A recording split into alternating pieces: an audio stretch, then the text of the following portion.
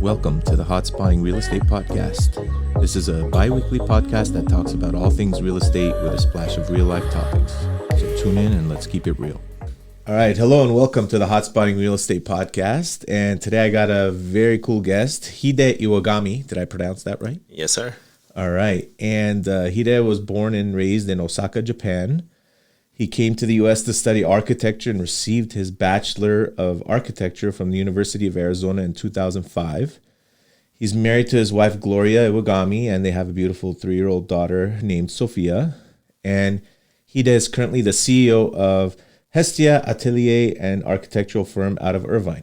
That is correct. Did I pronounce that right too? Yes, sir. That's good. Welcome. How are you? Doing well. Thank you. Thank you for having me. Fantastic. Couple things.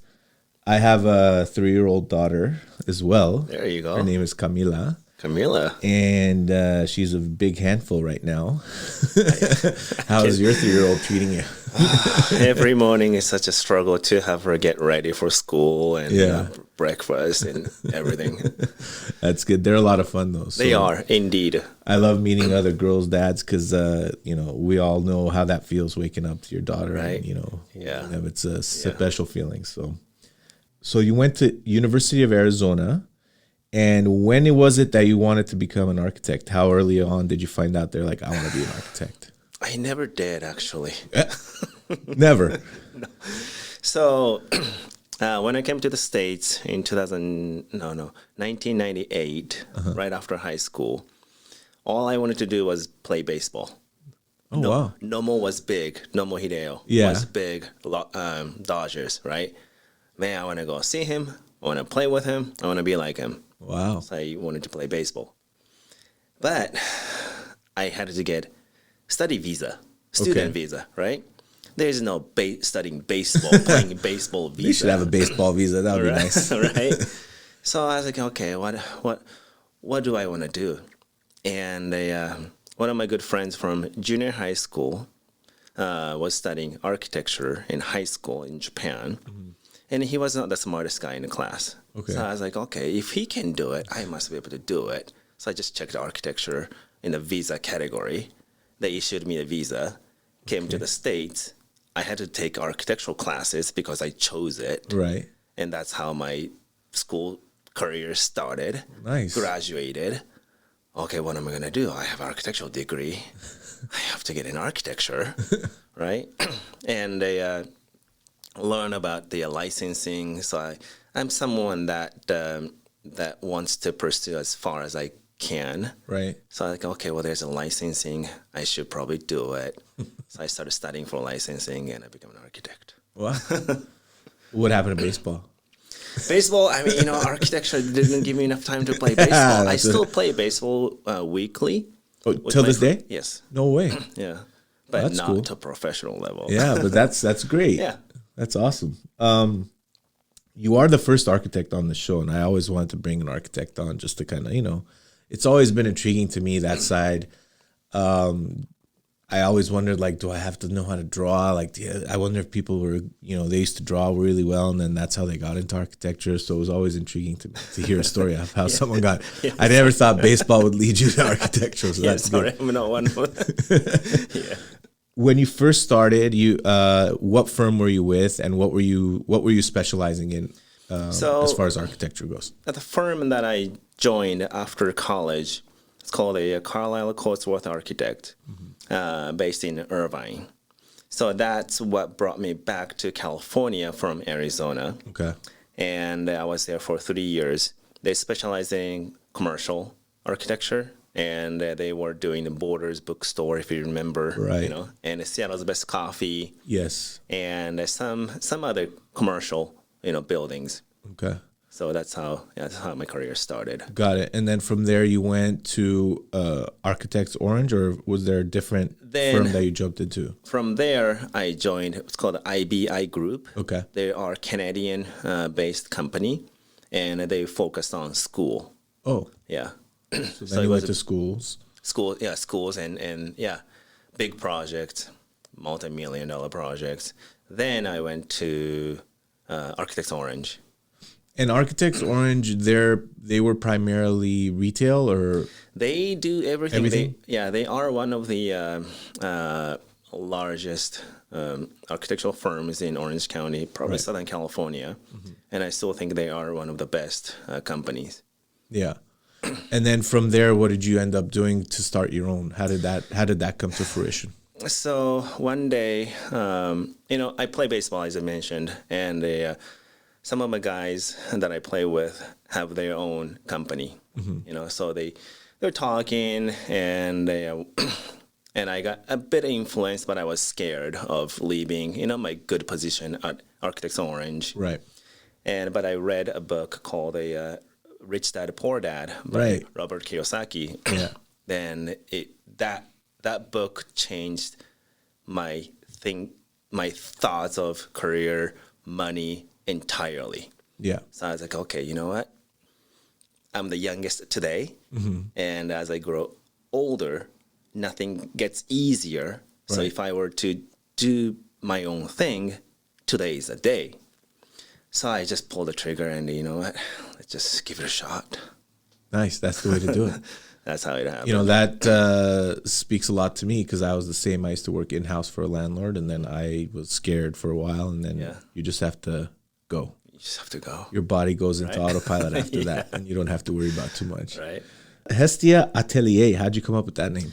So I have a business partner whose name is Alessandra. She is one of the she probably is the hardest working person and a very, very well talented designer. Oh, nice.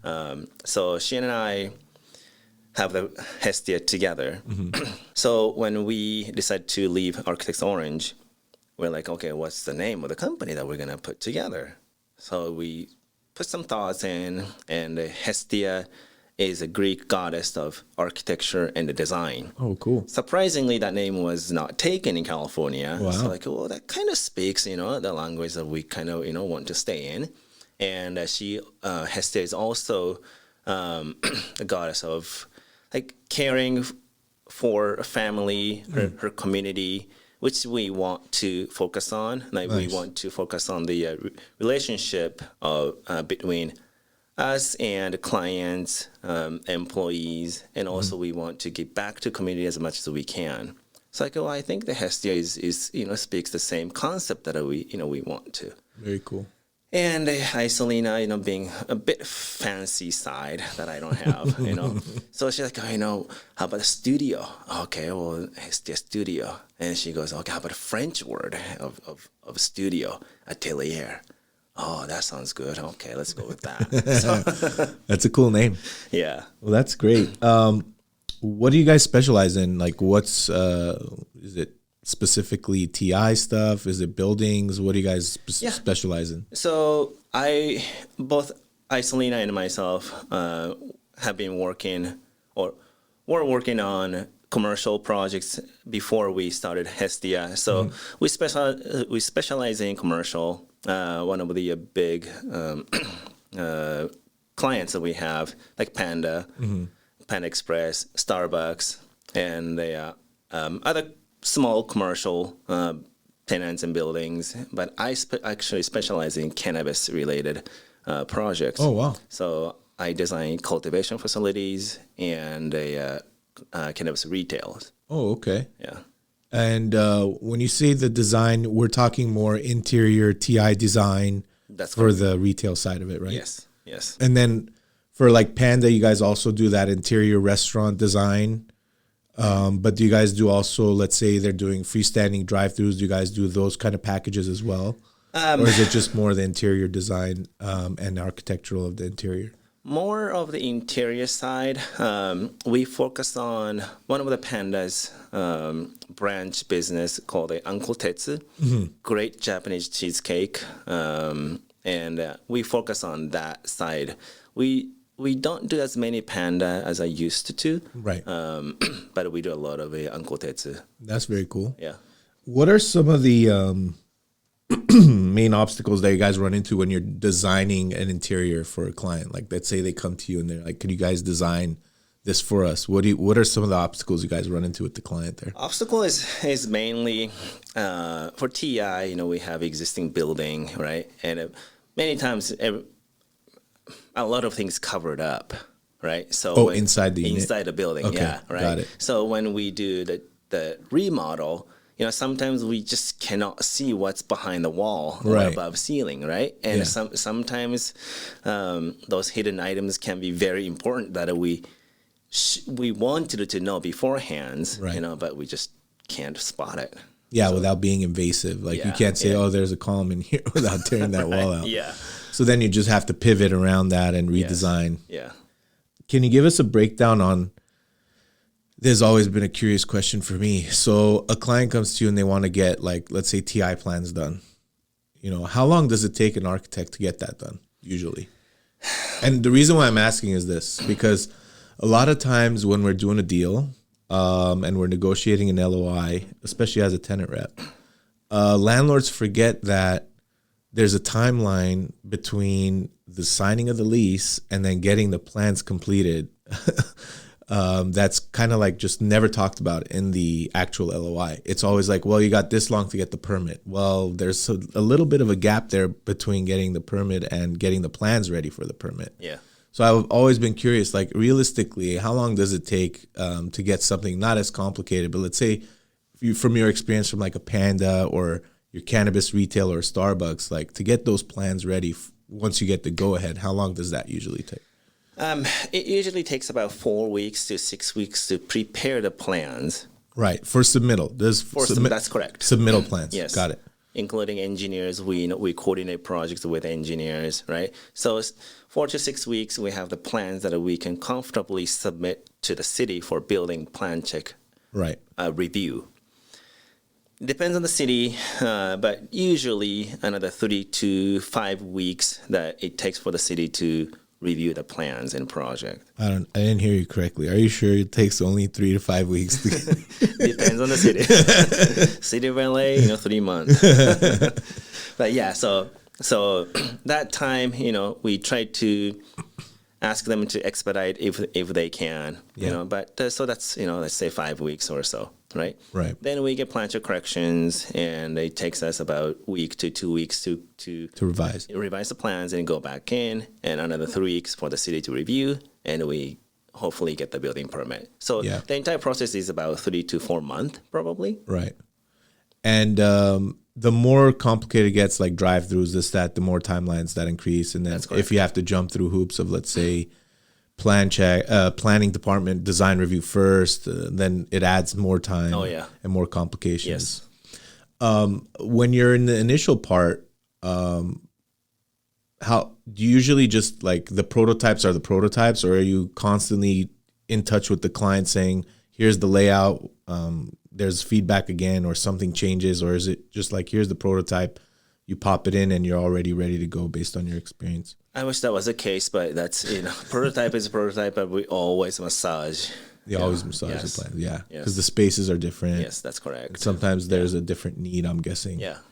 Yeah, like, because I think recently we saw some changes where, especially Panda, they've added like a pickup window on the side, so they're like, oh, I'm not sure if that's in their prototypical plans. That's something pretty unique to an end cap or somewhere where they can actually do it. So you would have to change the plans. When you're dealing with the cities and the different government jurisdictions, what steps do you guys take to avoid costly mistakes when it comes to like wasting time on a project? That's a lot of aspects on that question. Well, give me the top. Like, what is the main thing that you guys like, we got to make sure this is done to avoid like, having any issues with these cities? It's mainly employee management, actually.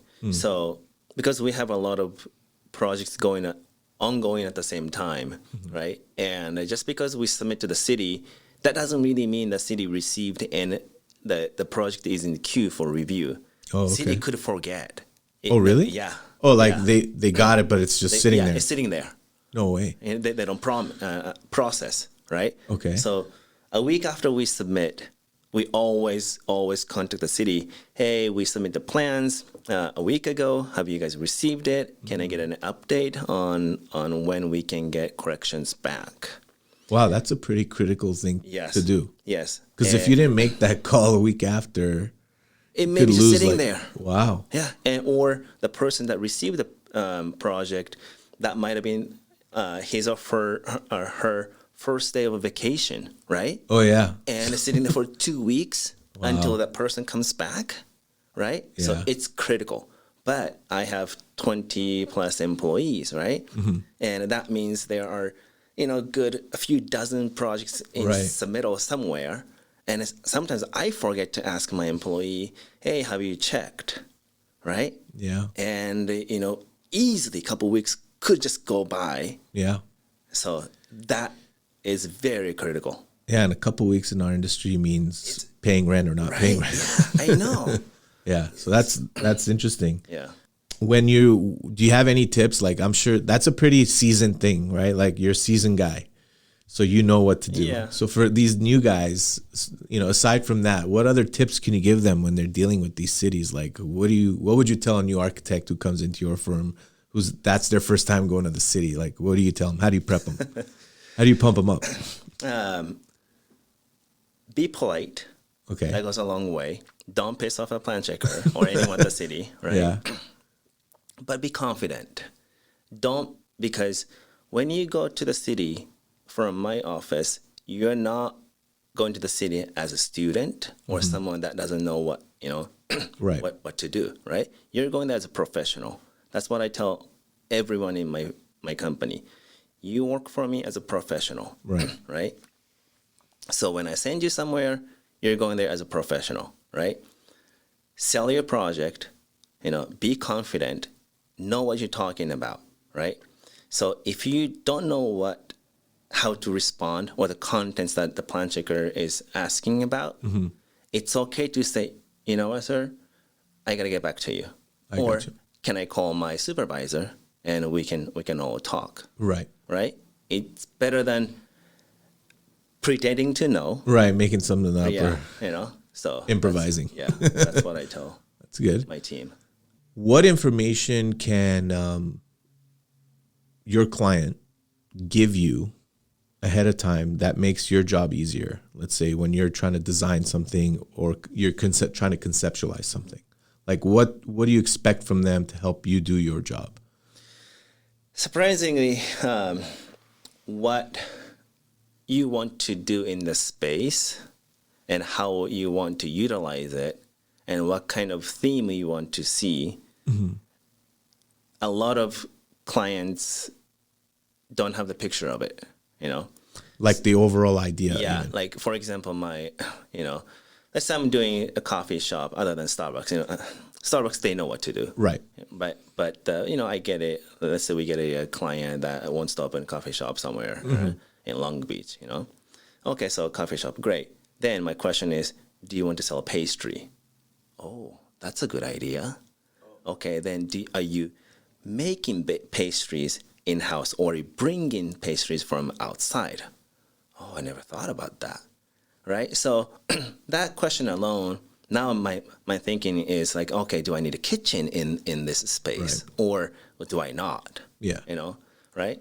So what you want to do in the space, like you should know. You should right? know that. Yeah. And so like, again, a coffee shop, there are a lot of contemporary modern coffee shop, but there's a rustic coffee shop, right? So like, what kind of theme do you want to see in your coffee shop, right? Got it. So like, oh, something cool. Well, something cool to you might be different from, right?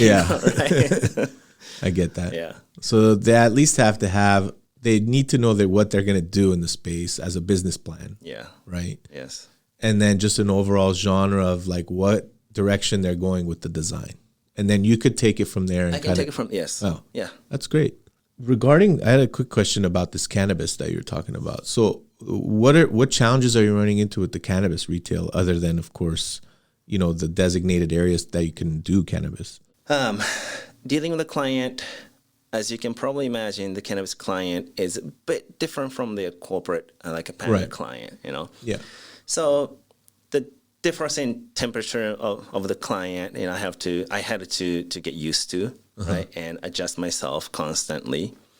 Also, community. So still cannabis, in my opinion, is still gray zone. It's not as well accepted as other coffee shop, for example, or even alcohol, right? Right. People have different opinions, which I did too, back then. So presenting the project to the community so that they understand what really cannabis retail or cultivation is like, and making sure that their concerns are addressed, such as security, robbing and people smoking in the parking lot and stuff like that. That doesn't happen. And but me just saying that doesn't happen is not enough, right? Right. So I somehow needed to communicate with the plans and the renderings or so, to the community so that we get support from the community that we're trying to adapt to. Right. So that actually is one of the hardest thing that to do with a cannabis project. Yeah. Is there specific areas that you're getting more of these projects in right now? Just curious. Moreno Valley was pretty hard. Okay. On the cultivation or on the retail? Retail. On the retail. Yeah, retail, yes. Oh, okay. Yeah. Moreno Valley, that's a great city to have a retail, and still is, I think. Riverside County as well, and city of LA, actually. Yeah. I know Long Beach for a minute was kind of busy with that. Yeah.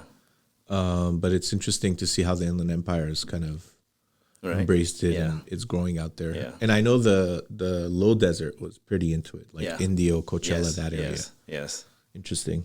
Can you tell us about some of the exciting projects that you're working on now that you're like excited that you're working on? Exciting project, like we finished what's called a Ninja Warrior. It's in Santa Ana Mall. Oh, okay. First one in the U.S. Is that after the American Ninja Warrior? Yeah. Is it? Yeah, it is? Yeah. It's really cool. No it's way. really cool. Yeah. What is it, like a kids play area? Yeah, basically indoor jump in, Oh, no, that's awesome. Obstacles. Yeah. Oh, wow. How big is that space? Like 30,000 square feet. No way. So. Yeah, it's really big. Where was that? It's in the Santa Ana Mall. Oh, that's exciting. Maine. Yeah.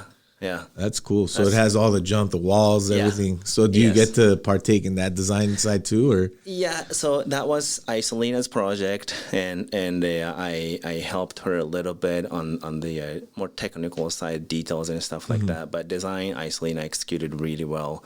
She had an awesome client relationship, and the project was very successful. That's cool. Is it just a play area, or does it have a food component in there? Or? There's a bit of food component, that's cool. But the more play area is the main focus. Exciting. These play areas are just out of control right now. Yeah. I had to go to a couple parties like last week. It was off the wall here in Woodland Hills. It's like it has a jumpy house, arcades, laser tag. There's people walking on top of you. So That's crazy. It's crazy. This question is more for you. If there was a type of dream project that you would want to work on and design, what would it be? Oh man, this is like the architect question. What would it be? I've always wanted to work on an airport, but I can see what type of headaches that come with it. All right, let's take the headache out of it for you.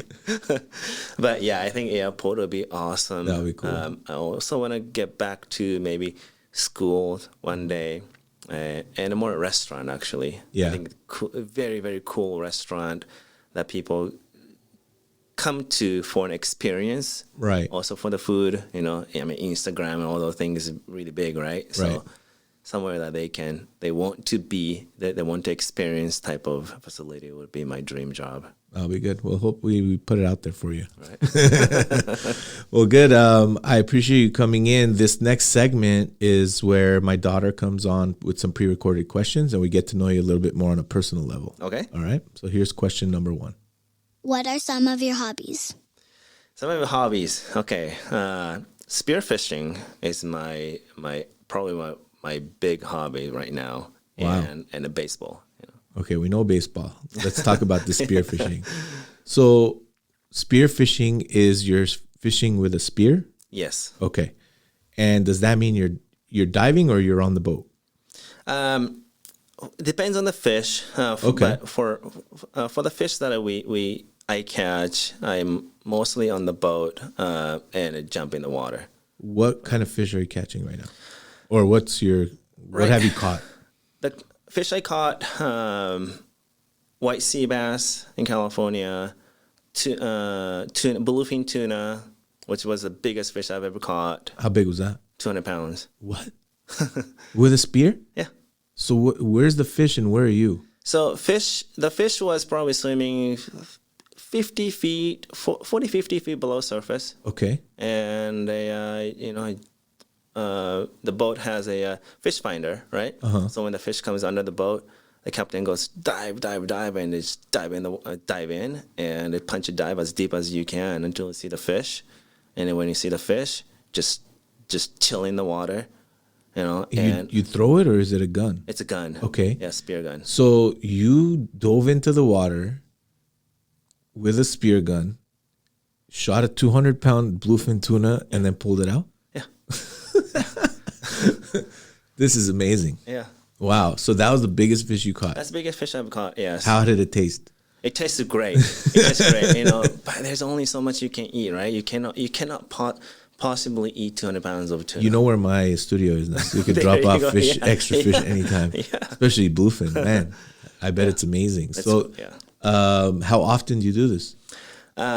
Tuna probably weekly or couple times a month. Really? Yeah. Where do you go? Summertime, though. Where do you go? So where I go, you can actually catch tuna between the main, California coast and Catalina. No, really? I did not know that. Yeah, yeah. Wow. 5 miles offshore, right? But those big ones, you got to go out to like a San Clemente Island or even further out. So 50, 60 miles out. Wow. When you're doing the diving, you have just snorkel on, or? Yeah, free dive. Wow. Yeah. So this is amazing. Yeah, I used to teach scuba diving. Oh, okay. Yeah. So when I was scuba diving, I was also spearfishing, right? And but one day I visited a dive shop in Irvine called Spear America. Okay. And they had a lot of pictures of big fish, right? So I talked to the owner, Petros. Hey, Petros, like, where do you catch these fish? I've never seen these fish. I dive weekly teaching students, right? Never seen.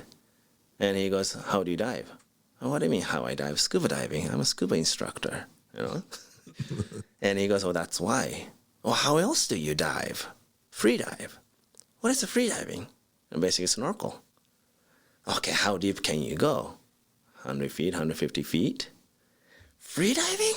Like, oh my God. So I took a class of free diving and I punched 70 feet. Wow. And so since then, I don't really scuba dive anymore. I free dive. And because the bubble noise scared the fish away. Oh. You can never, ever spear. I shouldn't say never, but Yeah, it's a lot harder. Yeah. Like. So when you're diving with a snorkel, the air's stuck in the pipe, or you're just holding your breath? Lung, yep. Wow. That's it. I mean, So this silent. is a whole other podcast session. Silent. On its own. Unbelievable. Yeah. Wow. I'm sure we're going to get a lot of interested people listening and calling you about that situation. Let's go to the next question. Do you have a favorite sports team? Sport team, yes. I would like to say Angels because of Ohtani, but if my wife is hearing this, she'll kill me. So I have to say Dodgers. There you go. That's great. Let's hear their next question. What is your favorite food? Favorite food? Other than bluefin tuna. I do like sushi, but it's kind of boring, right? But I do like steak and salmon sous vide. What's sous vide? Oh, is that when you boil it in the water? Or? Yeah. It is, right? Vacuum seal it and slow cook it. Wow. That's phenomenal. Really? Do you do that often? Yeah. I've had it once like that. Yeah, phenomenal. It's pretty interesting. Yeah. Okay. And let's hear our last question. If you can live anywhere in the world, where would it be? That's tough. That's tough. I have to live close to the ocean. Okay. California is a beautiful place, right? Beautiful place. If my wife and daughter agree to come with me, I would love to live in Mexico, The water is warmer. Fishing is great. Yeah. But I think I still may choose California. There you go. Well, that's good. Yeah. Have you done fishing in Mexico? Yes, I'm actually going to Mexico in May and June to spear grouper. Wow. Grouper's really big. Grouper can be very, 100 plus pounds. Oh, wow. Yeah, they could kill you easily. Okay. Well, I'll check in with you. When are you going? May 24th to 27th. So That's awesome. yeah, I'll give you some. Give me some updates. That'll be cool. Slab of grouper. And if you have any pictures, which I think you do, we'd love to share that with some of our listeners of the fish. That would be kind of cool to see. And then maybe some of your designs, that would be interesting as well. Yeah. Well, I want to thank you for coming on. If people want to reach you, what's the best way to reach you? Is it, do you have a website? Or? Yeah, we have a website, hestiaatelier.com/home. Okay, so I will include that on the show notes, and then we can probably also put your direct contact there as well for them. My phone number, my email, please. You got it. Yeah. All right, man. I appreciate you. Good talking to you. Thank you very much. All right, thank you. All right. Just a reminder, please take the time to subscribe to this podcast and leave us a rating and review. It's greatly appreciated. You can also follow us on Instagram and Facebook at Hot Spotting Podcast. If any listeners have any questions or topics they would like to hear on the show, or if you simply want to connect, you can email me at mike@hotspotproperties.net. Once again, thank you for listening. It's been real.